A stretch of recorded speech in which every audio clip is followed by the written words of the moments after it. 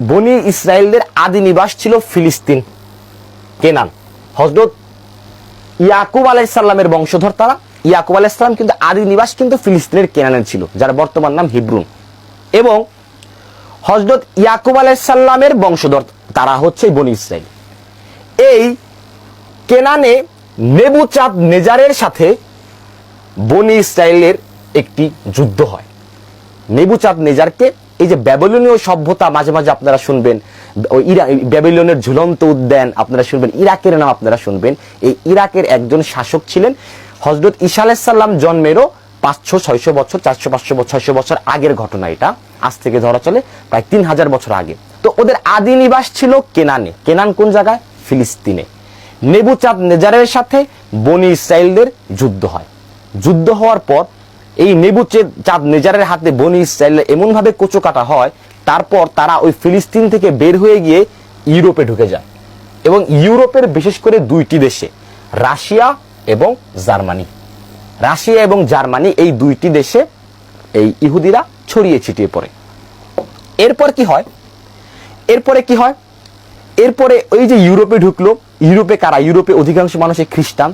এই খ্রিস্টানদের সাথে এই বনি ইসরায়েল, এই ইহুদি জাতির একটি মারাত্মক ধরনের যুদ্ধ বেঁধে যায়। খ্রিস্টানদের সাথে তাদের বনিবনা হয় না। এবং ইহুদি জাতি এবং খ্রিস্টান জাতি, দুই জাতির মধ্যে প্রচুর যুদ্ধ বিগ্রহ শুরু হয়। ইহুদিদের কেউই গ্রহণ করতে পারে না ওদের স্বভাবের কারণে। এর কারণে ইহুদিরা প্রচুর মায়ের খায়। আর যখনই ওরা ইউরোপে মায়ের খাইতেছে, তখনই ওদের মনের ভিতরে একটা ফিলিংস জাগ্রত হয় তাদের আদি নিবাসের প্রতি, যে সেই কেনান তাদেরকে টানে, তাদের জন্মভূমি। ওদের আদি নিবাসের প্রতি একটা প্রেম জাগ্রত হয়, যে আজকে আমরা ইউরোপে আসছি এই মায়ের খাই, যদি আমরা কেনানে থাকতাম, কেনান তো আমাদের সেই ইয়াকুব আলাইহিস সালাম, আমার সেই ইব্রাহিম আলাইহিস সালাম, ওই ইসহাক আলাইহিস সালামের সেই দেশ, আমরা যদি ওইখানে থাকতাম তাহলে মনে আমরা মায়েরটা কম খাইতাম। বা তাদের ওই আদি নিবাসের প্রতি একটা প্রেম জাগ্রত হয়। এবং এই প্রেমটাকে আরো বেশি জাগ্রত করায় কে? থিওডোর হার্জেল নামের একজন ব্যক্তি। নাম কি? থিওডোর হার্জেল। কত সালে? 1896 সালে। তিনি কিভাবে জাগ্রত করেন? তিনি একটা বই লেখেন। বইয়ের নাম ছিল দ্য জুইশ স্টেট। এখানে স্টেটটা আসেনি, তাই না?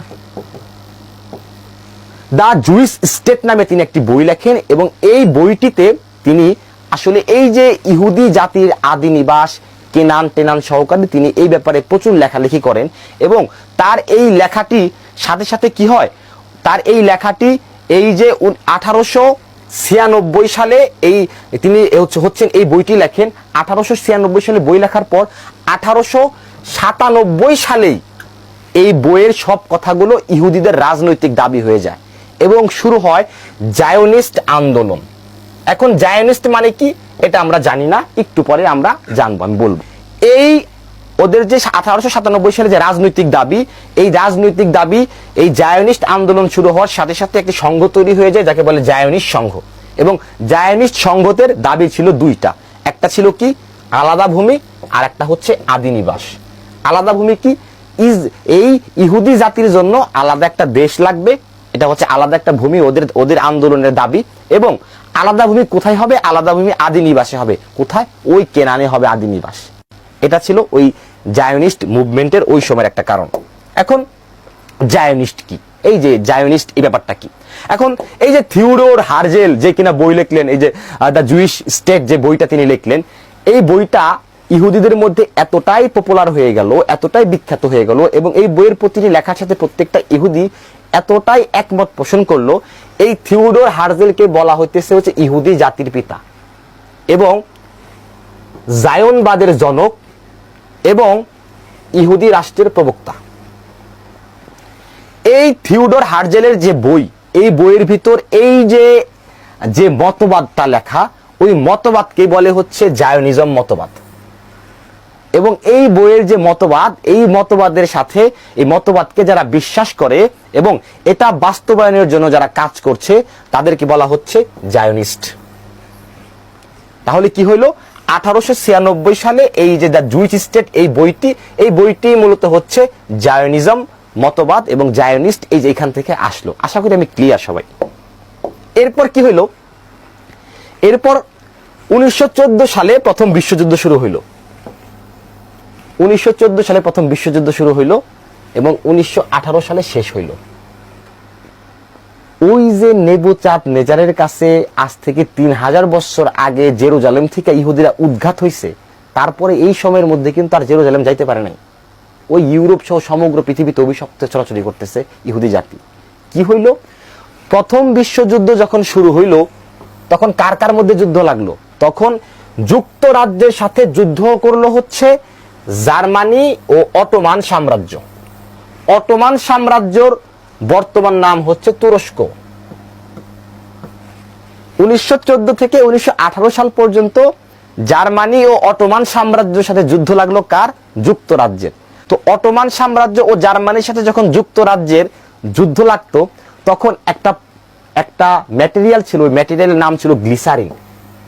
এবং গ্লিসারিন খুবই গুরুত্বপূর্ণ ছিল যুদ্ধের জন্য। যুদ্ধের বিভিন্ন এই যে পণ্যদ্রব্য ওরা কি বলে মজুত করার জন্য, গোডাউন একত্রিত করার জন্য ওই গ্লিসারিন ব্যবহার হইতো। তো যুদ্ধের কাজে গ্লিসারিন লাগতো। আর এই যুক্তরাজ্য গ্লিসারিন কিনতে হইলো এই অটোমান সাম্রাজ্য এদের কাছ থেকে। এখন কি হইল? যুদ্ধই তো লেগে গেছে ওদের সাথে।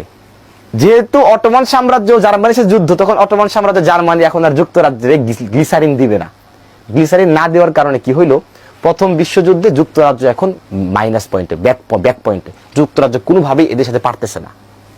ঠিক ওই সময়ে চার্ম ওয়াইজম্যান ম্যানচেস্টার সিটি ইউনিভার্সিটির প্রফেসর ছিলেন। এই চার্ম ওয়াইজম্যান একজন ইহুদি। এই চার্ম ওয়াইজম্যান ইহুদি, খুবই ব্রিলিয়ান্ট একজন মানুষ ছিলেন। তিনি রসায়নবিদ ছিলেন, তিনি অধ্যাপক ছিলেন ম্যানচেস্টার সিটি ইউনিভার্সিটির।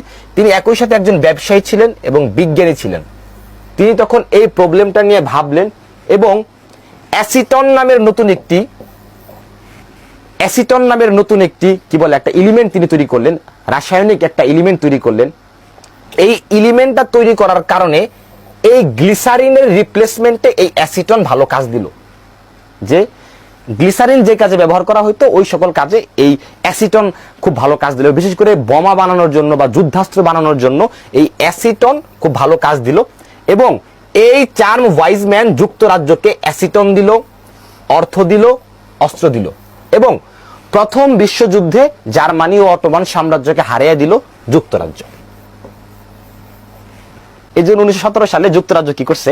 যুক্তরাজ্য এই চার্ম ওয়াইজম্যানকে একটা সংবর্ধনা দেয়। সেই সংবর্ধনায় যুক্তরাজ্য চার্ম ওয়াইজম্যানকে জিজ্ঞাসা করে যে ওয়াইজম্যান, তোমরা তো আমাদের অনেক উপকার করলে, এখন বলো তোমরা আমাদের কাছে কি চাও? চার্ম ওয়াইজম্যান বলে যে আমরা ইহুদিদের জন্য স্বতন্ত্র একটি রাষ্ট্র চাই, এটা হচ্ছে আমাদের দাবি। তখন এই ইংল্যান্ডের যারা ছিলেন এই যুক্তরাজ্যে তারা বলেন ঠিক আছে, তোমাদেরকে আমরা উগান্ডাতে জায়গা দিয়ে দিচ্ছি। বর্তমান যে উগান্ডা, সেই উগান্ডাতে হচ্ছে এই ইহুদিদের জন্য দিয়ে দিতে চাই যে তোমরা উগান্ডায় গিয়ে থাকো, ফিলিস্তিন হবে না, এইখানে তোমাদের যাওয়ার, তোমরা উগান্ডাতে গিয়ে থাকো। কিন্তু চার্ম ওয়াইজম্যান তিনি অটল থাকেন যে না, আমাদের ইহুদিদেরকে ওই ফিলিস্তিনে দিতে হবে, আদি নিবাস কেনান, হিব্রুন যার বর্তমান নাম, ওই অঞ্চলে আমাদের দিতে হবে, ওই বাইতুল মুকাদ্দাস ওইটাই আমাদের লাগবে, ওইটা আমাদের। তো তারপরে কি হয়? তারপরে ইংল্যান্ড কৃতজ্ঞতাবশত চার্ম ওয়াইজম্যানকে এই কথাটা মাইনা নেয় এবং এই যে প্রথম বিশ্বযুদ্ধ চলাকালীন, প্রথম বিশ্বযুদ্ধের এই সময় 1917 সালের 2 নভেম্বর 1917 সালে 2 নভেম্বর বেলফোর নামের একজন কর্মকর্তা, ইংল্যান্ডের তিনি একজন বড় কি বলে অর্থ সচিব বা খুব বিগ ভাইটাল রোল একটা প্লেতে ছিলেন। এই বেলফোর তিনি হচ্ছেন এই যে ওয়াইজম্যানের এইসব কথায় তিনি একটা চিঠি লেখেন রথ চাইল্ডের কাছে।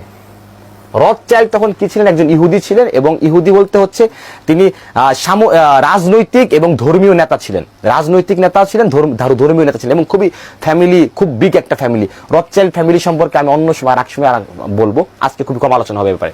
তো বেলফোর রথ চাইল্ডের কাছে চিঠি লেখেন। সেই চিঠিতে, এই চিঠি ছিল আসলে এই ইসরায়েল রাষ্ট্রের একটা মানে ছাড়পত্র বলা চলে। এই চিঠিতে বলা হয়েছে যে ইসরায়েলদেরকে এই যে তাদের আদি নিবাস যে কেনান, এই কেনানে তাদেরকে রাষ্ট্র দেওয়া হোক এবং কেনা এই ফিলিস্তিনটা ইসরায়েলদের দিয়ে দেওয়া হোক। তো এই যে কেনান, যে ফিলিস্তিন, 1914 সালে মাত্র 3000 ইহুদি এই ফিলিস্তিনে ছিল। এটা তো ফিলিস্তিনের মানচিত্র, এই মানচিত্রটা ফিলিস্তিনের অনেক আগের মানচিত্র। তো 1914 সালে এই পুরো ফিলিস্তিনে মাত্র 3000 ইহুদি ছিল। আর 1918 সালে সেই সংখ্যা হয়ে যায় 20,000। 3000 থেকে নতুন করে 17,000 ইহুদি সাথে সাথে চলে যায় ফিলিস্তিনে। কারণ কি? কারণ হচ্ছে এই যে 2 নভেম্বর 1917 সালে ওই যে বেলফোর যখন চিঠিটা লেখে এখন পাঠায় রথচাইল্ডকে, সাথে সাথেই 17,000 ইহুদি চলে যায় কোন জায়গায়? ফিলিস্তিনে।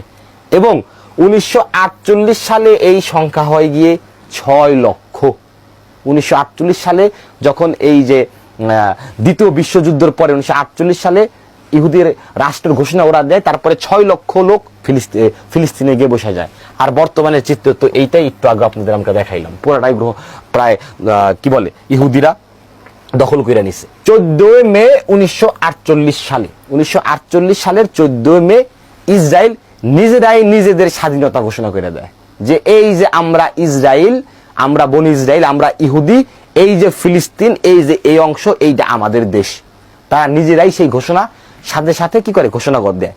এবং সাথে সাথে এই দেখো এই 14 মে যখন ইসরায়েল নিজেরা ঘোষণাটা দিল, ওই 14 মে 1948 সালে যুক্তরাষ্ট্র ইউএসএ তাদের প্রথম স্বীকৃতি দেয়। তার 3 দিন পর 17 মে রাশিয়া স্বীকৃতি দেয়। মুসলিম রাষ্ট্র হিসাবে প্রথম স্বীকৃতি দেয় তুরস্ক 28 মার্চ 1949 সালে, তার পরের বছরই তুরস্ক কাকে দিয়ে দেয়? স্বীকৃতি দেওয়া দেয়। এবং আরব দেশের মধ্যে প্রথম দেশ হিসেবে মিশর দেয় 26 মার্চ 1979 সালে। 7.5 লক্ষ মুসলিম শরণার্থী নিজের দেশে পরবাসী হয়ে যায়। এই 7.5 লক্ষ মুসলমান তারা কি হয়ে যায়? ফিলিস্তিন তাদের নিজের দেশ, সেই নিজের দেশেই তারা হয়ে যায় কি? অন্যের গোলাম, ইহুদিদের গোলাম, পরাধীন ফিলিস্তিন। এবং ইহুদিরা একটা সেই রকমের কি পাওয়া যায়? একটা বেজমেন্ট পাওয়া যায়।